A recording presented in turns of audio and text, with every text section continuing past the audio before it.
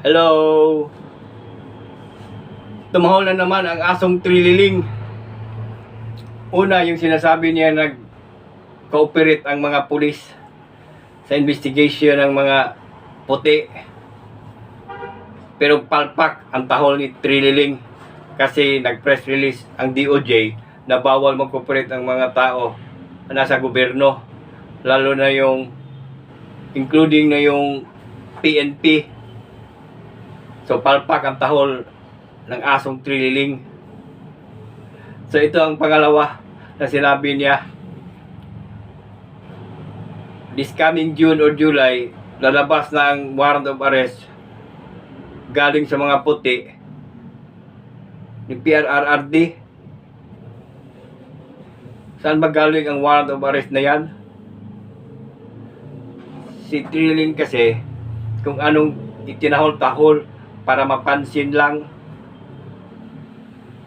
Dito tayo sa WPS kasi maraming beses na binumba ng tubig ang barko ng Pilipinas. Ang barko natin ng China. At tanging ginawa nila ay magpa-press release, magpa-press conference at wala namang sinabing kung anong susunod na hakbang ang gagawin nila sa aksidente.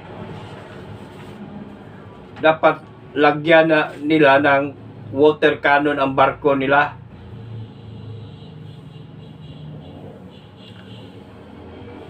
Dapat lagyan ng yung mga barko nila doon, dinadala doon sa West Philippine Sea, lagyan nila ng water cannon para makapag-retaliate sila. Para tingnan natin kung anong gagawin ng China. Huwag tayong magpasindak. Pakita natin ang tapang natin sa China. Dapat matapang tayo. Huwag yung para tayong kusang natatakot at tumatakbo doon papunta ng media. Ba't doon tayo pupunta ng media? Magpa-interview agad. Hindi. Dapat retaliate tayo. Lagyan natin ng water cannon yung mga barko natin. Pag lumapit yung China, bumbahin tayo ng tubig, bumbahin rin natin para tingnan natin kung anong gagawin nila.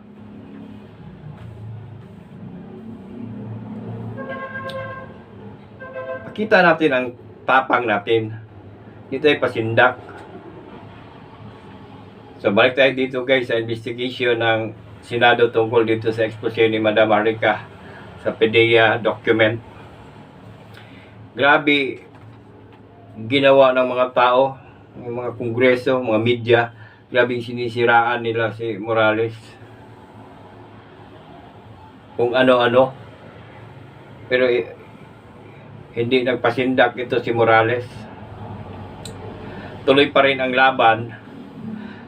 Itong tao na ito, si Morales, ay may tunay na prinsipyo. Pero alam nyo guys, wala itong protection si Morales, walang security. Sana nasa safe siya, nasa safe na lugar siya. Kasi wala siyang security. Kasi sabi ni Madam Marlica na may planong gurgurin o babayaran siya. Sana magpakita na ang informant ni Morales para to shed light sa noong 2012 na pangyayari. Dito naman kay Mariset, 50-50 po tayo dito. Kasi friend sila ni Kuting. Sana ilalabas na ang mga picture at video doon sa Senado para matapos na itong investigation na to, para malaman na rin ang buong katotohanan. At sana gagawin na rin ni Presidente ang drug test whether or not o hindi siya nagagamit o nagagamit, para malaman natin ang katotohanan, dapat mapadrug test siya. That is the ultimate way to stop the issue. Kung wala siyang tinatago, kung malinis siya, hindi siya nagagamit, walang problema, tuloy-tuloy ang ligaya. O, dito na naman tayo sa Maisog Rally. Sana mag-file na ang Maisog, ang kaukulan nga kaso dito sa mga taong pumipigil sa Maisog Rally doon sa Bustos, Bulacan.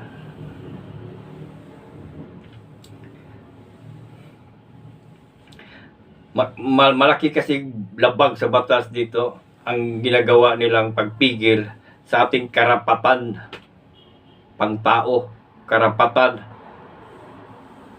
sa pagpahayag ng ating hinaing sa loobin doon sa ating gobyerno.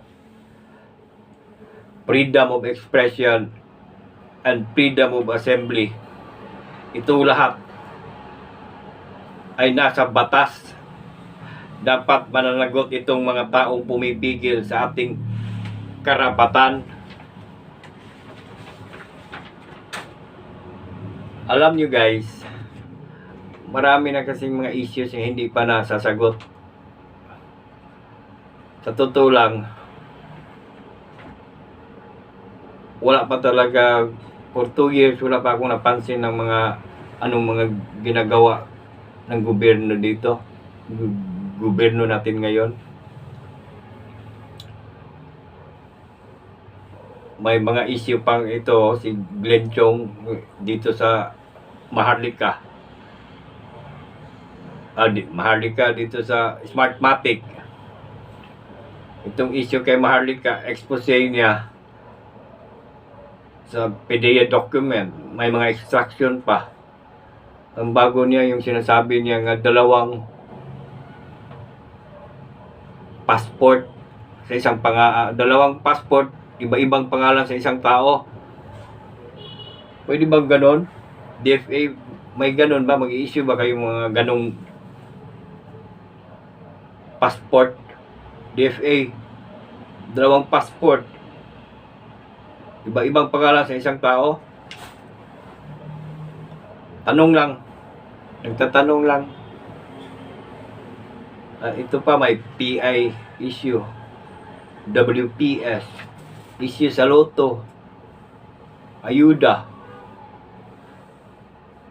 inflation, lahat ng mga presyo nagtataasan, from the basic commodities, lahat na yun nagtataasan. Itong binting bigas, wala pa rin. Pagkain, yun, grabing nagmamahalan yung mga pagkain. Ang sweldo, ang liit-liit. Kawawa ang taong bayan dito. 2 years pa. May 4 pa kataon. May 4 pa na taon. Hanggang kailan kami, taong bayan, magsasakripisyo dito sa mga issue na to? Tanong lang, nagtatanong lang po. So guys, dito na lang po guys. Salamat.